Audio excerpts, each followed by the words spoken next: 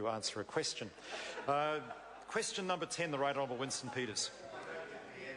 Mr. Speaker, my question to the Prime Minister asks, what was so vastly different in the contents of the first and second letters from Nick Smith to ACC regarding Bronwyn Pullar that finally made him decide to accept Dr. Smith's resignation? The Honourable Bill English. Mr. Speaker, on behalf of the Prime Minister, I saw the contents of the second letter yesterday morning was the combination of the two letters that led to my decision to accept the resignation. The Right Honourable Winston Peters. Supplementary question. Why did he again express confidence in Mr. Smith yesterday morning, even after being made aware of the March 2010 letter to National MP Sam Lotoinga? The Honourable Bill English. Well, Mr. Speaker, I can't answer that directly on behalf of the Prime Minister other than to say that these are matters which any Prime Minister would consider. The Right Honourable Winston Peters. When did he first know of Ms. Pullar's correspondence with Mr. Smith and various other members of the National Party caucus asking for assistance in dealing with ACC, and what action did he take on receipt of this knowledge? The Honourable Bill English. Mr. Speaker, I think the Prime Minister answered those questions in the House yesterday. Point of order, the Right Honourable Winston Peters. Speaker, I'm asked the question today, and the Prime Minister did not ask that question yesterday at all. You'll know particularly that he avoided answering the question. Order. We have a Minister answering on behalf of the Prime Minister, and I do recollect that question being asked yesterday, and I do remember the Prime Minister answering that question yesterday. I believe he even gave a day where he understood he first was made aware of the issue.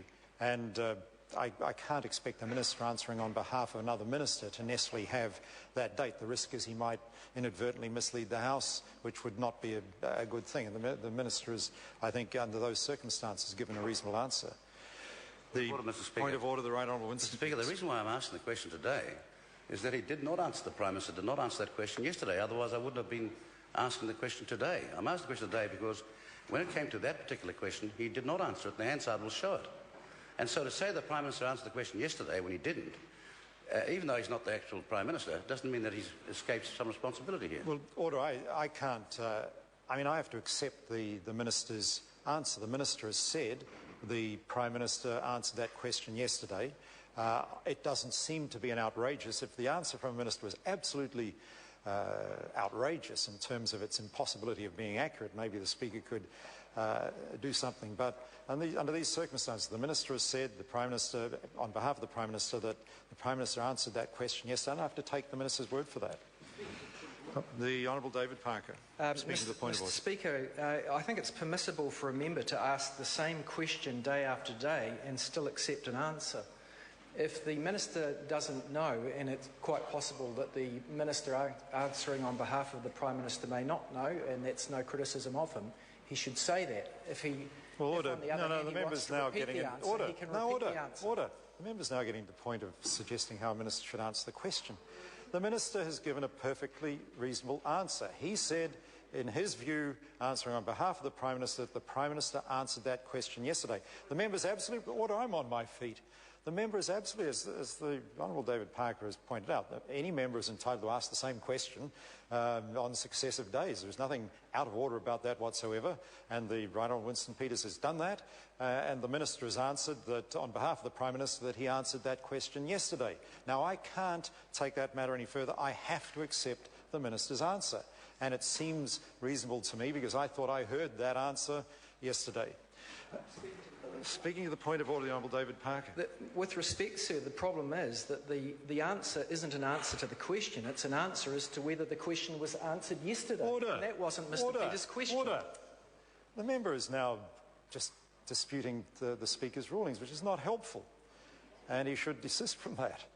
It is a perfectly acceptable answer where the Minister has said on behalf of the Prime Minister he answered that question yesterday, and I have to accept that. Now, if it was clearly outrageous, I could do something about it, but it's not. It seems perfectly reasonable answer under the circumstances, because I'm certain I heard the Prime Minister yesterday indicate when he first was made aware of this issue. And as far as I'm concerned, that's a reasonable answer to the question. Mr. Speaker. Point of order, the right honourable Winston I'm not wanting to contend what you're saying. The point is, this question was not asked this way yesterday. That's the first thing. And the second thing, it turns on this very important chronological matter, because it becomes aware, if you look at the Hansard, and Prime Minister also comments in the media, that the date of his knowledge of that second letter is critical to the question. That's all I'm asking is, when did he actually learn about that second letter? Because if he's expressing confidence after having read the letter, then later on, the members now getting into detail of the matter. The remedy's perfectly within the members' hand to follow, because clearly there's going to be further question times next week, and if that question is such an important question, if the member puts it down as a primary question, the answer then is an answer given or a statement made in the House in a situation of some formality, and there is a real responsibility on ministers when answering a primary question to be very careful they give the House correct information.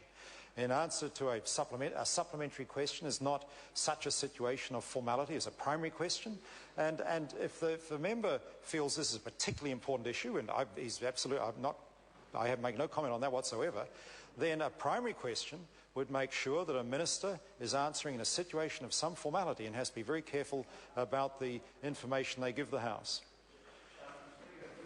Ask you this: does that mean he can rise in the House the next sitting day, and when I ask the same question as a primary question, he says, "Well, that answer was given last Wednesday," and sits down? Where's his House in terms of knowledge? Order. If that was put down as a primary question, I think I'd expect a more complete answer to a primary question than that. The Right Honourable Winston Peters supplementary question. Okay, Mr. Speaker. Was the Prime Minister not aware before Monday evening that Ms Pullar, a former National Party official, sent a ton of emails, to use the media expression, to Nick Smith, which is the real reason he was removed from the ACC portfolio? And is it true that a successor to the ACC portfolio was privately briefed over this controversial situation? The Honourable Bill English. Well, Mr Speaker, you would need to ask the other minister. What I can say is that the Prime Minister has been more comfortable dealing with this issue than a previous Prime Minister was dealing with that member when he was lobbying...